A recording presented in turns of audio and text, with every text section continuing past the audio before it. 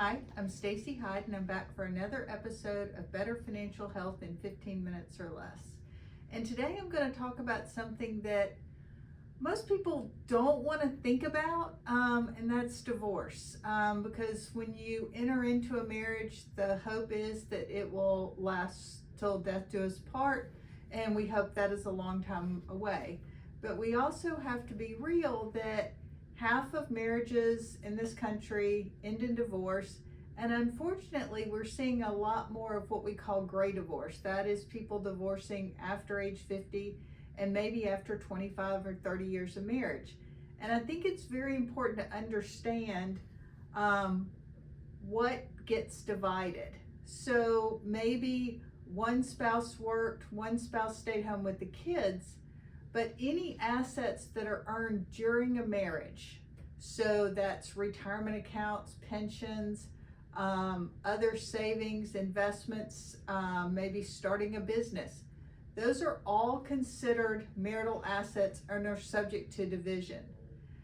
The other thing to keep in mind is if you inherited some assets and you always kept them separate, then those are not marital assets. The problem becomes after a 30-year marriage, maybe those assets were used to provide a vacation every year. You regularly dipped into those. Then they could potentially be considered a marital asset. That'd be something to talk to your attorney about and really keep an eye on. So those are going to get divided. But in this case, the devil's in the details. How you divide a 401k or a pension, if you're lucky enough to have had one of those, has to be done very, very carefully. It requires what's known as a QDRO, a Qualified Domestic Relations Order.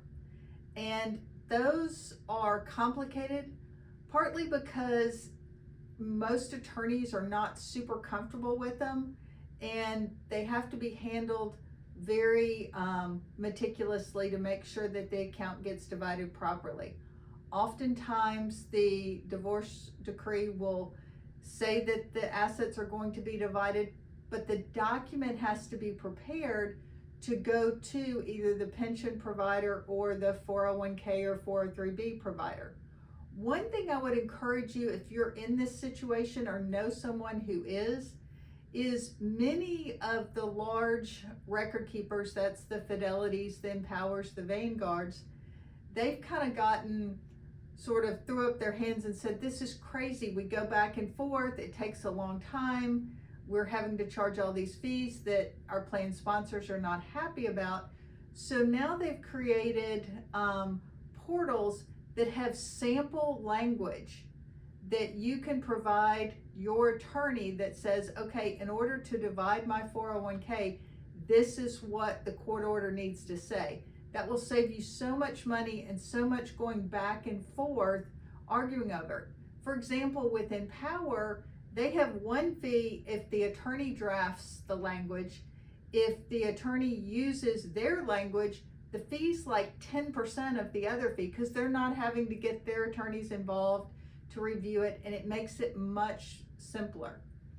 The key thing to keep in mind, most of those QDROs say that assets should be divided evenly. So that means if there's Roth assets in there, if there's pre-tax in there, or after-tax dollars, it's all going to get split equally. If that's not the case, you really want to be careful with it, because oftentimes the record keeper's just not going to do it. They're only going to divide it equally. So if there's some thought that, well, this spouse is going to get more Roth, this spouse is going to get more pre-tax, make sure that that can be handled by your record keeper. We had one where it clearly said he got the Roth, but when they processed the QDRO, it just all went evenly, and there was really nothing we could do about it at that point. IRAs are completely different, and this is a key point. So maybe you had a 401k and that's being divided by a QDRO, but you also had an IRA from a former employer that's there. Make sure your documents don't refer to a QDRO when referring to the IRA, because it's not going to work and oftentimes cause issues. it's going to be a transfer incident to divorce. So don't think you're going to go ahead and pull the money out, give it to your ex-spouse. That's going to be taxable income to you. If you're under 59 and a half, that's going to be subject to a 10% penalty tax.